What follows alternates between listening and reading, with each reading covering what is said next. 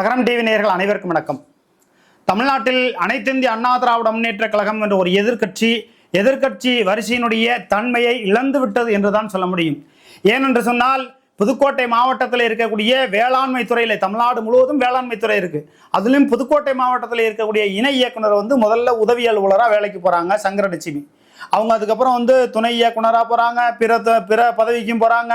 அதே போல இணை இயக்குனர் பதவியிலையும் புதுக்கோட்டை மாவட்டத்திலே வேலை செய்யறாங்க. அவருடைய சொத்து மதிப்பை ஆய்வு பண்ணா பல 100 கோடி ரூபாய் தேரும் அப்படிங்கிறாங்க. அப்ப அரசாங்கத்திற்கு மிகப்பெரிய பொருளாதார இழப்பை ஏற்படுத்திய இந்த சங்கரலட்சுமி என்பவர் அட்மா திட்டம்னு ஒன்று இருக்கு, ஏடிஎம் பிடிஎம்னு இருக்காங்க. ஒரு நாளைக்கு 900 ரூபாய் 700 ரூபாய் அப்படி சம்பளம்.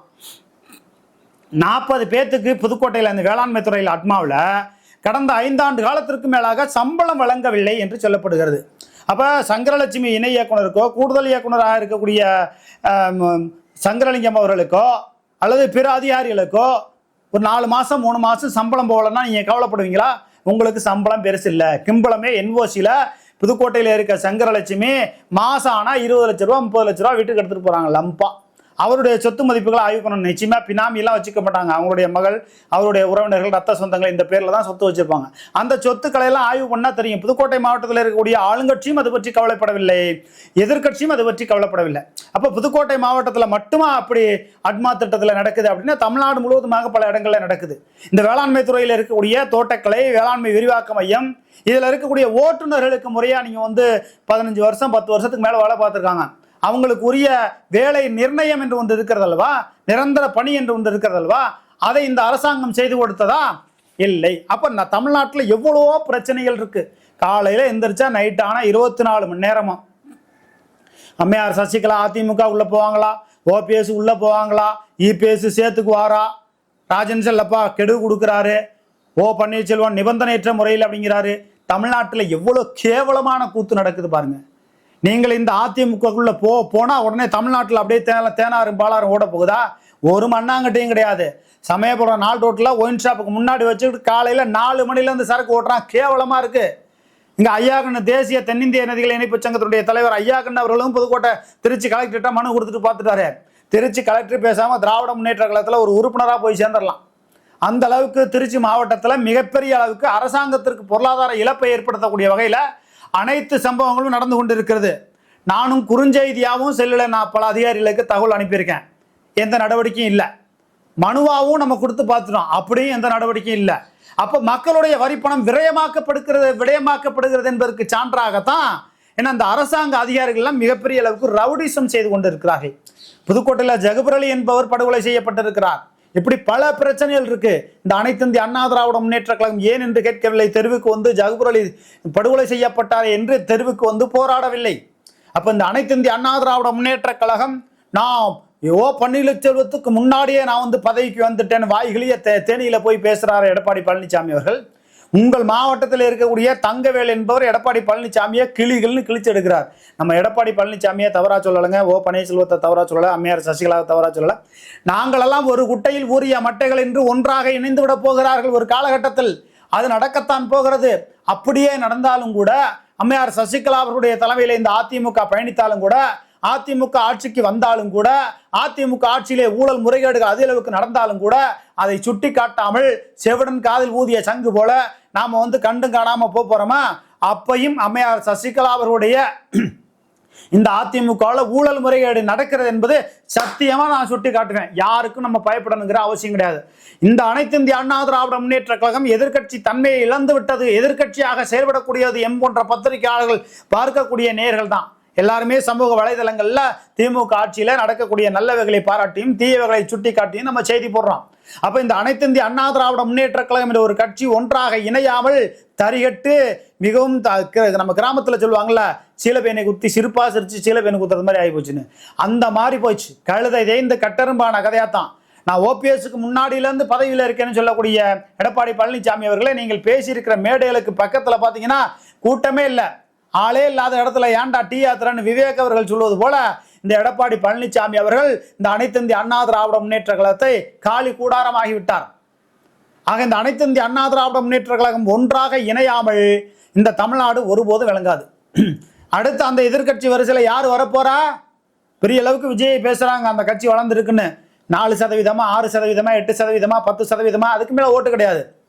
ஆனாலும் கூட ஊடகத்தை பார்த்து 10 நிமிஷம், இப்ப நான் முன்னாடி எந்த விதமான இதுவும் கிடையாது, 10 நிமிஷம் நான் பேசுறேன்ல, வேளாண்மை துறையில ஊழல் நடக்குது, வணிக வரி மற்றும் பத்திரப்பதிவு துறையில ஊழல் நடக்குது, அதுவும் வேளாண்மை துறையில புதுக்கோட்டையில சங்கரலட்சுமி அவர்கள் தலைமையில என்ஓசியில மாசம் ஆனா 20 லட்ச ரூபாய் வீட்டுக்கு எடுத்துட்டு போகுது, 20 லட்ச ரூபாய் எடுத்துட்டு போகுது. அது இல்லாம சங்கரலட்சுமிய ஒரு வாரம் கண்காணிச்சு அவங்க எங்க போறாங்க எங்க வர்றாங்கன்னு கண்காணிச்சு அவங்க போற ஜீப்ல பணம் இருக்கான்னு கைப்பற்றினா கண்டிப்பா 20 லட்சம் 30 லட்சம் பிடிக்கலாம்.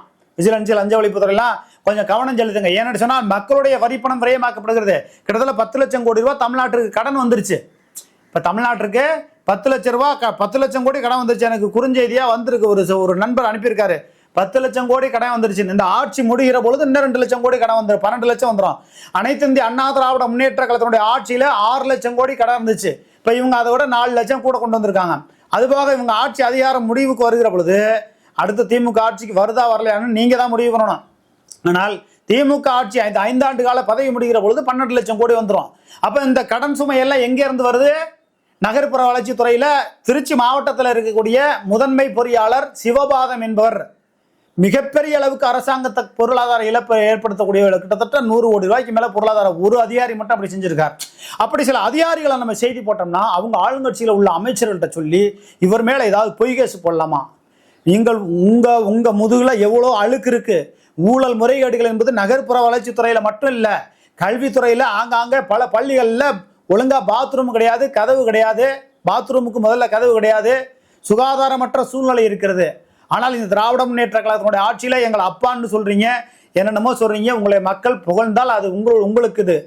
ஆனால் எங்களை பொறுத்தவரையிலும் பத்திரிகையாளர்களை பொறுத்தவரையிலும் ஏன்னா நாங்க சொல்வது இந்த திராவிட முன்னேற்ற கழகத்தினுடைய ஆட்சி மூலம் 4 லட்சம் கோடி ரூபாய் கடன் வந்துருச்சு. இந்த ஊழல் முறைகேடுகளை தடுக்க வேண்டியது திராவிட முன்னேற்ற கழகத்தினுடைய ஆட்சியினுடைய கடமை. இந்த ஆட்சி கெட்ட ஆட்சி, மோசமான ஆட்சி, நல்ல ஆட்சி, இந்த விமர்சனத்துக்குள்ளே நம்ம வரல. அது மக்கள் நீங்கள் பார்த்து முடிவெடுக்க வேண்டிய வேலை. ஆனாலும் கூட இந்த திராவிட முன்னேற்ற கழகத்தினுடைய ஆட்சிக்கு மாற்றாக எதிராக இருக்கக்கூடிய அனைத்து இந்திய அண்ணா திராவிட முன்னேற்ற கழகம் நாங்க ஆட்சிக்கு வந்துட போறோம், அதிமுக ஆட்சிக்கு வந்துட போகுது, அதிமுக ஆட்சிக்கு வந்துடும், அம்மா ஆட்சியை கொண்டு வருவோம் என்று அம்மையார் சசிகலா அவர்கள் எல்லா இடங்களிலும் பேசிக்கிட்டு வர்றாங்க. உசிலம்பட்டியில மிகப்பெரிய அளவுக்கு கூட்டம் போட்டு அவர்தான் உண்மையான பொதுச் செயலாளர் என்கிற ஒரு தத்துருவமான உண்மையை காட்டியிருக்கிறாங்க. ஏன்னா உசிலம்பட்டியில அம்மையார் சசிகலா அவர்கள் பேசும்போது அந்த இருக்க சேர் பூரா நிறைஞ்சிருக்கு. எடப்பாடி பழனிசாமி பேசுறாரு, எல்லாம் கூட்டம்லாம் எந்திரிச்சு ஓடுறாங்க, ஆளே இல்லாத இடத்துல ஏன்டா டீ யாத்திரன்னு சொல்லி கேட்கிற மாதிரி நக்கல் பண்ணக்கூடிய நையாண்டி பண்ணக்கூடிய நிலைமை சமூக வலைதளங்கள்ல இருக்கு. ஆக அனைத்து இந்திய அண்ணா திராவிட முன்னேற்ற கழகத்துல எடப்பாடி பழனிசாமியை பேசுறோம்னா அதிமுக உள்ளவங்க வருத்தப்பட வேண்டாம். என் வீட்லயும் அதிமுக வேட்டி இருக்கு, எல்லாம் ஒன்னா இணைஞ்சா எடுத்து கட்டலான் இருக்கேன். அது போலதான் எல்லாரும் இருப்பாங்க. ஏன்னா அம்மையார் ஜெயலலிதா அவர்களுடைய ஆட்சி அதிகாரம் பிடிக்கும், புரட்சி தலைவர் எம்ஜிஆர் அவர்களுடைய ஆட்சி அதிகாரம் பிடிக்கும், கலைஞர் ஐயா ஆட்சி அதிகாரம் கூட ஓரளவு நல்லா இருந்துச்சு, ஐயா ஸ்டாலின் அவர்களுடைய ஆட்சி நல்லா இருக்கானா மக்கள் நல்லா இருக்குன்னு சொல்றாங்க, நல்லா இல்லைன்னு சொல்றாங்க, 2 விதமா சொல்றாங்க. ஆனாலும் கூட இன்னும் சொல்ல போனா திராவிட முன்னேற்ற கழகத்துல ஒரு விஷயத்த செஞ்சீங்கன்னா நிச்சயமா திமுகவுக்கு நான் அதுக்கப்புறம் எந்த வேட்டியும் கட்ட போறது இல்லை. ஆனால் திமுக ஆட்சி நல்ல ஆட்சின்னு சொல்லக்கூடிய ஒரு நிலைமையை உருவாக்கணும்னா தென்னம்பால் பணம்பால் இறக்க அனுமதி கொடுங்க. நீங்க சாராய ஆலைகளை மூடுறீங்களோ மூடலையோ, கேரளாவில் சாராய ஆலை திறந்துருக்கு, மதுக்கடைகள் திறந்துருக்கு, ஊருக்கு 1 இருக்கிறதே பெரிய விஷயம். திருச்சியில் இருக்க சமயபுரத்தில் 2 இருக்கு. காலையில் 4 மணிலேருந்தே சரக்கு ஓடுது. லோக்கலில் உள்ள அதிகாரிகளும் கண்டுக்கிறது இல்லை, லோக்கலில் உள்ள அனைத்து இந்திய அண்ணா திராவிட முன்னேற்ற கழகத்தை சார்ந்த நகர செயலாளர்களும் கண்டுக்கிறது இல்லை. அவங்களுக்கு கமிஷன் போகுதா போகலையாங்கிறது அப்பாற்பட்ட விஷயம். ஆனாலும் கூட இந்த திராவிட முன்னேற்ற கழகத்தினுடைய ஆட்சியில ஒயின் ஷாப்புக்கு முன்னாடியே வச்சுக்கிட்டு வைக்கிறாங்க, அதிமுக ஆட்சியில ஒயின் ஷாப்புக்கு பின்னாடி வச்சு வைப்பாங்க. ஆக திமுக அதிமுக 2 ஆட்சியிலுமே சட்டம் ஒழுங்கு சீர்கட்டு நிற்கிறதா, சமூக குற்றங்கள் நடக்கிறதா, ஊழல் முறைகேடுகள் நடக்கிறதா என்பதை அந்தந்த காலகட்டத்தில் இருக்கக்கூடிய எதிர்கட்சியினர் போராட வேண்டும். முதல்வர் ஐயா ஸ்டாலின் அவர்கள் முன்னாடி எதிர்கட்சி தலைவராக இருந்தபோது சட்டையை கழிச்சிட்டு வெளியில வந்து எவ்வளவு போராட்டம் பண்ணாரு, அவர் கிழிச்சாரு, இன்னொருத்தவங்க கிழிச்சாங்க, அந்த விஷயத்துக்குள்ள நம்ம போகல. ஆனாலும் கூட எதிர்கட்சி தலைவராக இருந்து ஒவ்வொரு போராட்டங்கள், ஆசிரியர்கள் போராட்டம், உழைப்பாளர்கள் போராட்டம், தொழிலாளர்கள் போராட்டம், எல்லா போராட்ட காலகட்டத்திலையும் அவர்களுக்கு ஆதரவாக நின்று குரல் கொடுத்தார். அப்படி எடப்பாடி பழனிசாமி இருக்கக்கூடிய தமிழ்நாட்டில் எந்தெந்த பிரச்சனை நடந்துட்டு இருக்கு அதுக்கெல்லாம் குரல் கொடுக்காம எப்போ பார்த்தாலும் பன்னீர்செல்வத்தையே சுரண்டிக்கிட்டு, அம்மையார் சசிகலா அவர்களை ஓனாயின்னு சொல்லிக்கிட்டு, என்ன டிடிவி தினகரனை ஓனாயின்னு சொல்லிக்கிட்டு, எஸ்பி வேலுமணியை ஓனாயின்னு சொல்லிக்கிட்டு, செங்கோட்டையனை ஓனாயின்னு சொல்லிக்கிட்டு, என்ன இப்படி மறைமுகமா முன்னாள் அமைச்சர்கள் எல்லாத்தையுமே ஓனாய்ங்கிறாரு பன்னீர்செல்வம், இது எடப்பாடி பழனிசாமி. அப்ப இந்த அனைத்து இந்திய அண்ணா திராவிட முன்னேற்ற கழகம் ஒரு கட்சியில பதவி வாங்கணும்னா ஒரு 5 கோடி பணம் கொடுத்தா போதும், பொம்பளை ஊட்டி கொடுத்தா போதும். அந்த கேவலமான வேலை தான் இன்னை வரையிலும் நடந்துட்டு இருக்கு. அதுக்கு 5 எழுத்து பேர் கொண்டவருடைய பெயர் அடிபடுது, கல்லூரி வச்சிருக்காங்க. ஏன்னா எல்லாத்துக்கும் காரணம் தலவாய் சுந்தரம் இந்த கேடுகட்ட மனிதர் என்று நான் சொல்லவில்லை. சேலத்திலிருந்து தங்கவேலுங்கிறவர் நமக்கு பேட்டி கொடுத்திருக்காரு. இப்ப அனைத்து இந்திய அண்ணா திராவிட முன்னேற்ற கழகம் சிரிப்பா சிரிச்சு சீலபேனு குத்தி நடுத்தெருவில் நிக்குது. இந்த கட்சி ஒன்றாக இணையணும் அப்படின்னா எடப்பாடி பழனிசாமி பொதுச்செயலாளராக இருந்தால் அது ஒருபோதும் சாத்தியமில்லை. பாஜகவோட கூட்டணியே வந்தாலும் கூட எடப்பாடி பழனிசாமி பொதுச்செயலாளராக இருந்தால் அது சாத்தியமில்லைன்னு நான் சொல்லல. அனைத்து இந்திய அண்ணா திராவிட முன்னேற்ற கழகத்தில் இருக்கக்கூடிய தொண்டர்களே சொல்லுகிறார்கள், பெரும்பாலான தொண்டர்கள் சொல்லுகிறார்கள், தமிழ்நாடு முழுவதுமாக இருக்கக்கூடிய தொண்டர்கள் சொல்லுகிறாங்க. அப்ப தமிழ்நாட்டில் இருக்கக்கூடிய இந்த வேளாண்மை துறை ஊழலை பத்தி சொல்லிட்டோம், ஓ பன்னீர்செல்வம் நிபந்தனையற்ற முறையில்னு சொல்லிட்டோம், ராஜன் செல்லப்பா விஷயத்தை சொல்லிட்டோம், எடப்பாடி பழனிசாமி ஆளே இல்லாத இடத்துல டீ ஆத்துறாருன்னு சொல்லிட்டோம், ஜெகபர் அலி படுகொலை சம்பந்தமான விஷயங்கள் சொல்லிட்டோம். நம்ம சொல்லாத விஷயங்களே இல்லை. அப்ப நிறைய பேர் இந்த மணி போன்றவர்கள், ரவீந்திரன் துரைசாமி, இன்னும் இருக்கக்கூடியவர்கள் பல பேர் சொல்றாங்க, திமுக ஆட்சி காலகட்டத்தில் ஊடகங்கள் எல்லாம் வாய் பொத்தி கொண்டு இருக்கிறது, மௌனியாக இருக்கிறது, காசு வாங்கியிருக்க. நாங்களாம் எந்த காசு வாங்குறோம்? திமுக ஆட்சியில் ஊழல் நடந்தாலும் தவறுகளை சுட்டி காட்டுறோம், நல்லது நடந்தாலும் அதை பாராட்டுறோம். அது போலதான் இருக்கணும். ஒட்டுமொத்தமாக திமுக ஆட்சியை கட்ட ஆட்சின்னு சொல்லல, ஏன்னா நடக்கக்கூடிய தவறுகளை சுட்டி காட்டுறோம். அதுபோல திராவிட முன்னேற்ற கழகத்தினுடைய ஆட்சியில தவறு நடக்குது, அதிகாரிகள் ஒவ்வொரு பகுதியும் தவறு நடக்குது. ஜெகபர் அலி என்பவர் படுகொலை செய்யப்பட்டார் என்பதை புதுக்கோட்டை மாவட்டத்தில் இருக்கக்கூடிய அதிமுகவை சார்ந்தவர் வெகுண்டிருந்து பெரிய அளவுக்கு போராடல. வேளாண்மை துறையில் அட்மா திட்டத்தில் ஏடிஎம் பேடிஎம்களுக்கு 40 பேருக்கு சம்பளம் கொடுக்கல இந்த அரசாங்கம். அதுபோல தோட்டக்கலை, வேளாண்மை துறை, இது போன்ற துறைகளில் வேளாண்மை துறையில் பல பிரிவுகள் இருக்கிறது. அதில் வேலை பார்க்கக்கூடிய தற்காலிக பணியாளர்கள், பகுதி நேர ஊழியர்கள், ஏன்னா ஒப்பந்த அடிப்படையில் பணி செய்யக்கூடியவர்கள், இருக்கக்கூடிய ஓட்டுநர்களுக்கு, ஜீப் ஓட்டுநர், கார் ஓட்டுநர், இவர்களுக்கெல்லாம் நிரந்தர பணியாக்கணும், முறையான சம்பளம் கொடுக்கணும். அதுவும் கொடுக்கறதில்ல. அப்போ இது போன்ற விஷயங்கள் எல்லாம் எடுத்து போராட வேண்டிய அதிமுக மௌனமாக பொத்தி கொண்டிருக்கிறது. திராவிட முன்னேற்ற கழகத்தில் இருக்கக்கூடிய ஊழல் முறைகேடுகளை சுட்டி காட்ட தைரியம் இல்லாதவர்களானா கிடையாது, தைரியம் இருக்கிறது. இவர்களுக்கு ஒரு உடன்படிக்கை வைத்துக் கொண்டார்கள். இந்த திமுக ஆட்சி இறுதி 5வது ஆண்டு காலகட்டம், 5வது ஆண்டு இறுதி கட்ட காலகட்டத்தில் கொடநாடு கொலை கொள்ளை சம்பந்தப்பட்ட விஷயங்கள்ல இவங்க இது பண்ணி எடப்பாடி பழனிசாமி மீது நடவடிக்கை எடுப்பார்கள். அப்பொழுதுதான் திராவிட முன்னேற்ற கழகத்தினுடைய சுயரூபம் தெரியும். இவர்கள் கொள்ளைப்புற வழியாக மிதுனும் சபரீசனும் பேசிக் கொள்கிறார்கள். ஏன்னா திமுகவில் இருக்கக்கூடிய நகர்ப்புற வளர்ச்சித்துறை அமைச்சர் அண்ணன் கே நேரு அவர்களும் எடப்பாடி பழனிசாமியும் ஒரு லிங்க்ல இருக்காங்க. துரைமுருகன் நீர்வளத்துறை அமைச்சரும் எடப்பாடி பழனிசாமியும் ஒரு லிங்க்ல இருக்காங்க. அப்ப எல்லோருமே கூட்டு கொள்ளையடித்துக் கொண்டு இருக்கிறார்கள். அப்ப மக்கள் தான் பரிதாப நிலையில் இருக்கிறார்கள். 10 லட்சம் கோடி கடை வந்துருச்சு. இதுல இருந்து மீண்டு 2026 ஒரு நல்லாட்சி மலரணும். அது நல்லாட்சின்னா திமுகவை கூட இருக்கலாம். நான் சொல்றேன், திமுக எல்லா ஊழல் முறையீடு செய்திருக்கிறது, நல்லதும் செஞ்சிருக்கு, வேற விஷயம். அதே நேரத்துல திமுக மீண்டும் ஆட்சிக்கு வரணுமா, தென்னம்பால் பணம்பால் இறக்க அனுமதி கொடுத்து 2025ஆம் ஆண்டிலே ஒரு கையெழுத்து போட்டு, ஏன்னா அப்ப கோடை காலத்துல சட்டசபையை கூடும்ல, தென்னம்பால் பணம்பால் இறக்க அனுமதி கொடுத்துருங்க, நிச்சயமா அது அந்த நாள்ல இருந்து திமுக ஆட்சிக்கு வரணும்னு நம்மளும் சொல்ல தயாரா இருக்கும். அதுபோல வேளாண்மை விரிவாக்க மையத்துல வேளாண்மை துறையில இருக்கக்கூடிய ஊழியர்களுக்கு முறையான சம்பளம் கொடுக்கணும். அதுவும் அட்மா திட்டத்தில் இருக்கக்கூடிய புதுக்கோட்டையில் இருக்க 40 பேருக்கு சம்பளம் கொடுக்கணும். நிரந்தர பணியாளர்கள், ஒப்பந்த பணியாளர்கள், தற்காலிக பணியாளர்கள் அப்படின்னு இருக்கக்கூடிய இந்த ஓட்டுநர்களுக்கு முறையாக சம்பளம் கொடுக்கணும், பணி நிரந்தரமாக்கணும் அப்படிங்கிற பல்வேறு செய்திகளை அச்சமின்றி சமரசமின்றி சொல்லட்டும். அதிமுக எதிர்கட்சி வரிசையில் இருந்து முறையாக செயல்படவில்லை அப்படிங்கிற கருத்தையும் சொல்லிட்டான். அதாவது நம்ம லகரம் டிவி தொடங்கி 3ஆம் ஆண்டு துவக்க விழா மார்ச் 30ஆம் தேதி திருச்சியிலே நடக்க உள்ளது.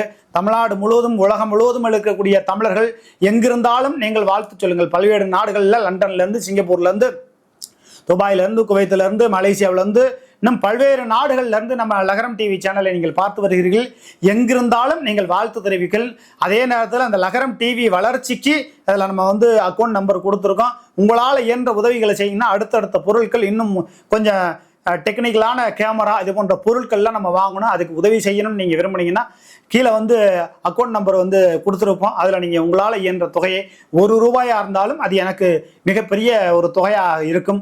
நீங்கள் பல லட்சம் பேர் தமிழ்நாடு முழுவதுமாக இருந்து பார்க்கக்கூடிய நேயர்கள் உதவியும் செய்யுங்க. அதே நேரத்தில் லகரம் டிவி சேனலை பார்க்கக்கூடிய புதிய நபர்கள் ஆதரித்து வழக்கம் போல ஆதரவு கொடுங்கள். நிச்சயமாக அச்சமின்றி சமரசமின்றி எந்த ஆட்சி வந்தாலும் நம்ம ஊழல் முறைகேடுகளை தொடர்ந்து சுட்டி காட்டிக் கொண்டே இருப்போம். எதிர்கட்சியாக இருக்கக்கூடிய அதிமுக இன்னும் கூடுதலாக ஒன்றாக இணைந்து இந்த ஒரு ஏப்ரல் மேக்குள்ள ஒன்னா இணைஞ்சு நீங்க ஒரு வலுவான எதிர்கட்சியாக செயல்பட்ட ஆட்சி அதிகாரத்துக்கு வருவதற்குண்டான வாய்ப்புகள் இல்லை என்று சொன்னால் நீங்கள் எதிர்கட்சியாக கூட வர முடியாது அப்படிங்கிறது நமக்கு கிடைத்திருக்கிற தகவல். நன்றி, வணக்கம்.